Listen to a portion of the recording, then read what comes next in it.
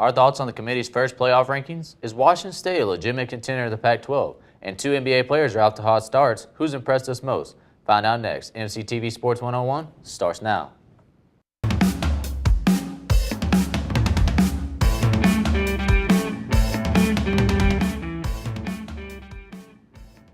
Hey there, sports fans. Welcome to MCTV Sports 101. I'm Kyle Stafford. And I'm Billy Ingle. The College Football Playoff Committee released their first rankings of the season last night. Alabama came in at number 1, followed by Clemson at 2, Michigan at 3, and Texas A&M at 4, with Washington and Ohio State outside looking in. Kyle, were you surprised by the committee's rankings? I was a little shocked that Texas A&M jumped over Washington to get to number 4. But after looking at it, I can understand a little bit how Texas A&M got in there. They have played quite a bit of tougher opponents than Washington. Just looking at the eye test, I think Washington has been dominant. Now, I know they did struggle in their first true road test last week, but they have dominated Stafford and Oregon. I understand that those two have struggled. So I can see that. But really, besides that, I really wasn't all that shocked with the rest of the rankings. I do think Clemson's is a little too high to me.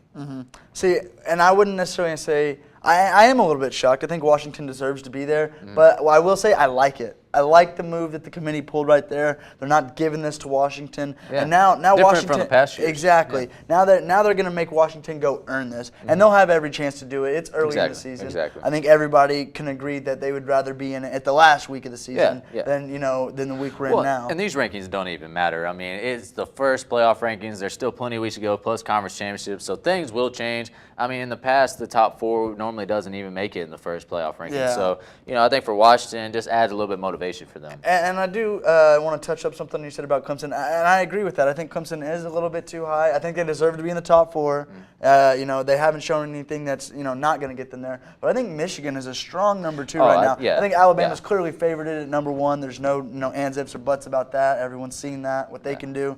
But what Jim Harbaugh's done with Michigan, it's phenomenal. The way they're playing, offense, defense, all the way around. I think they're the number 2 team in the country. I think Clemson's just kind of getting the nod right now. Well, I agree with that with Michigan. I think they've played tougher teams. They beat Colorado 45-28, which that was a pretty. At the time, you're like, oh well, they beat Colorado. Yeah. You look at Colorado right now; they're number 15, I believe, in the polls right now. So that's a team that's really risen up. They beat Wisconsin 14-7. That's obviously a great opponent. They beat Penn State 49-10. Penn State came out number 12 in the first playoff rankings, and Penn State also upset Ohio State. And of course, they beat at Michigan State last week. Now, a lot of those games were at home, so I understand they really haven't been tested completely on the road. I think Michigan is number 2. I also think that, to me, Clemson's not in my top 4. I haven't been impressed. They remind me of Florida State. They remind me of Florida State back in 2014, a team that went to the championship. They still have Deshaun Watson. They still have. He hasn't been playing the best this year, but you know what he can do. And you can't just say they still haven't lost in the ACC. It does. It's the ACC though. I mean, they played Louisville, and really the only reason they lost to Louisville beat Louisville was because the guy didn't go get the extra yard for Louisville, in my opinion. And they still won. It's a game of inches, and that's how they won. I understand. I can see them in my top 4. It's just right now, to me, if they win out, I'll say okay. But to me, they haven't been overly impressive. Real quick. Does A&M stay in there? No, I don't think so. Because there will be some teams that lose. A&M does have a relatively easy schedule the rest of the way. They do play LSU last game of the year at home. I don't know. It depends on how other teams go. Now, if other teams lose some games, I think A&M could get in there if they went out and are impressive. But they're going to have to be impressive the rest of the way out. I don't see them getting in.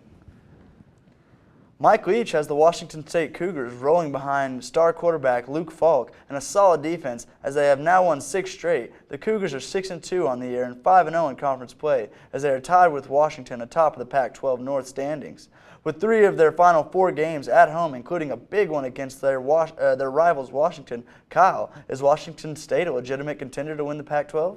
Yeah, definitely. I think they are. Mike Leach has that team rolling. They have a pretty good defense as well on top of that. Yeah. But Luke Falk has been a star for them. He's at least 72% completion rating, which I believe is either top in the country or one of the top in the country. He has almost 3,000 yards passing, 24 touchdowns. So he's been impressive. They got a great receiving core. Gabe Marks, a great veteran leader, 9 touchdowns already receiving. And the running game has been pretty well for them right now. I was actually surprised looking at their running game. They've got 3 different guys who have multiple touchdowns with Jamal Morrow, with with 4 touchdowns, James Williams with 4, and then Gerald Wicks with 8. Mm-hmm. So, I mean, you're seeing a lot of different production from a lot of different players, and I think that's key into getting into later weeks into the season as guys get banged up. The running game becomes more of a factor into those tough, grinded-out ball games. So I think that they've got something working with there. But also at the same time, you can't overlook what Washington's doing. Mm-hmm. And at the end of the season, it's going to come down to, I believe Washington State and Washington. I think it will too. And, you look at Washington State's schedule, it is a little tough the rest of the way. Now, they do have 3 or 4 at home,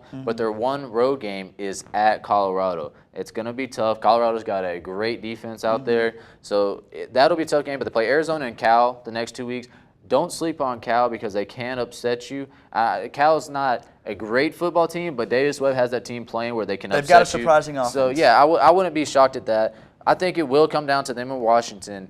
Can they beat Washington? Sure, anybody can win in college football. But, it's just a matter of getting there So unbeaten. do you think that they beat Washington?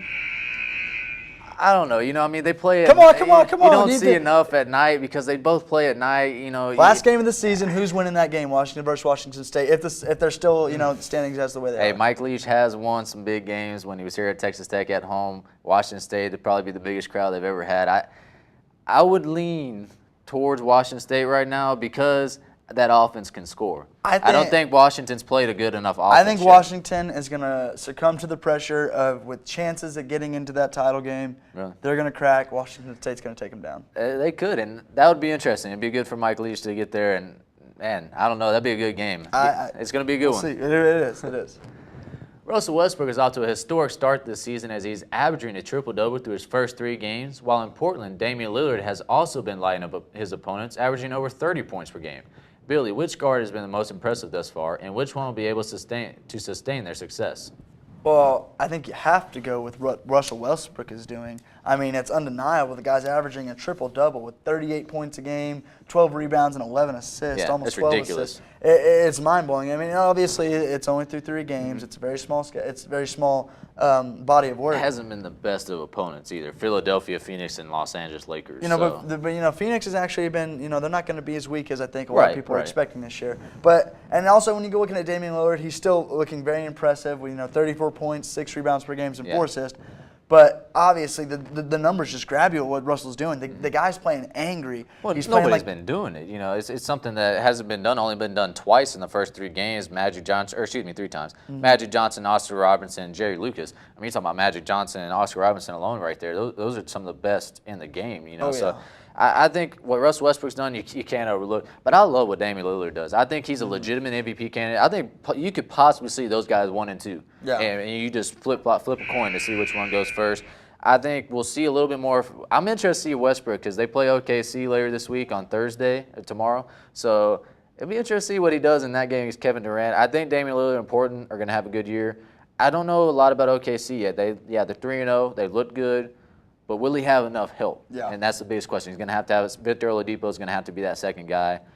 I don't know. It'll be interesting. I think both of them can stay. I don't know if Westbrook's going to average 40 in a triple-double. Yeah. He may average a triple-double, but I don't think he'll be averaging 40 points a game. And a quick correction. Oklahoma plays Golden State coming up, not Oklahoma City. You said, but is that what I said? That's what you said. Moving on. But either way. Well, now it's time for our weekly segment called Who You Got. Well, we skipped last week's, but the week before he went undefeated, I believe. So a little bit behind now. You got 19 wins. I got 16, but hopefully this week I'll turn my luck. Yeah, I can't imagine that we're too different on picks this week. So I'm anxious to see what you got down. So let's get to it. All right. Well, rivals clash as Texas Tech takes on Texas. Billy, who you got?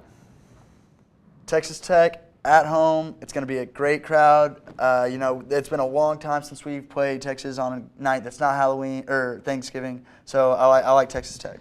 I thought about it. I think after the win last week, I'm going to go with Texas Tech. I think they have their confidence back.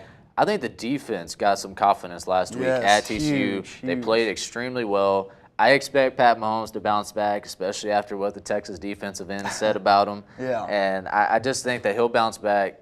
At home, it's at home. I think I'm gonna go with the crowd. Exactly. The crowd is a big factor. So, LSU hosts Alabama this Saturday night. Kyle, who you got? Well, I mean Alabama. I think LSU. Yeah, their offense has played better, but they also haven't played tough competition really in those games. Leonard Fournette is back, but he was shut down by Alabama. I don't expect him to be shut down again this year. No. But I do expect Alabama to win again. I agree as well. Alabama is going to get fired up just for this game, just as much as LSU is for them. Doesn't matter that Alabama hasn't lost a game yet. And it doesn't matter that LSU isn't doing that well this year. Yeah. Alabama wants to win, and they want to win big. Yeah. And I think that's what they're going to do. LSU, their passing game is a little better, but it's still not very good. I don't think their offense is good enough. I think that Alabama will probably win it pretty big again. Yeah. Nebraska travels to Columbus to take on the Buckeyes. Billy, who you got? I kind of went weird with this one. I'm going Nebraska. Oh, really? I think that they're just a little bit upset with the way that their season's kind of folded out and the way that they lost that game against Wisconsin. So I think that they're going to come in pretty fired up, and they're going to find a way to win this one. Yeah, I'm going to go with Ohio State. I think Ohio State, after their loss to Penn State, they avoided an upset to Northwestern. It was at Ohio State. Yeah, Nebraska lost last week. I feel like they're going to want to bounce back. I just think Ohio State's the better team in that regard, and it's tough to go on the road back-to-back weeks, especially in Wisconsin and then Ohio State. So I'm going to go with the Buckeyes to pull that one out. Yeah. The Oakland Raiders take on the Denver Broncos. Kyle, who you got? I'm going Derek Carr and the Oakland Raiders, man. I'll tell you, that team is something to watch out for. If they get their defense right and lower their penalties after setting an NFL record last week, I think Oakland's got a legitimate shot to win that division and make a run. Obviously, the Patriots, I think, are the best in the AFC. Obviously. But they got a legitimate chance to make a run behind Derek Carr. Yeah, I agree. I'm going to go with the Oakland Raiders, too. And I think the Denver is very capable of winning this game, obviously, and, maybe even be the better team right now. But just with the flashes that Derek Carr has been showing, it's hard not to go with the young gun in his arm. And like you said, that defense, they've got a lot of young talent over there. And if they can get them playing well, playing discipline, playing good football, you're right. You need to watch out for the Oakland Raiders in years to come. Yeah, and Denver, the reason I really went against Denver, their defense is legit, but their offense is really dropping off of late. C.J. Anderson's hurt now. Yeah, I'm telling you, Oakland is a team to be reckoned with. I mean, even with the penalties and the bad defense, they're still overcoming that. 5-0 on the road. God. They just got to win at home. Yeah. Well, it all comes down to this one final game to decide the World Series as the Cleveland Indians host the Chicago Cubs. Billy, who you got? A lot of people coming into this, including myself, thought this was going to be a Cubbies series. But you know what? The Cleveland Indians have made me a believer, and I'm going to go with the Indians tonight. They got Kluber on the mound. He's been pitching phenomenal. So it's hard not to go with him.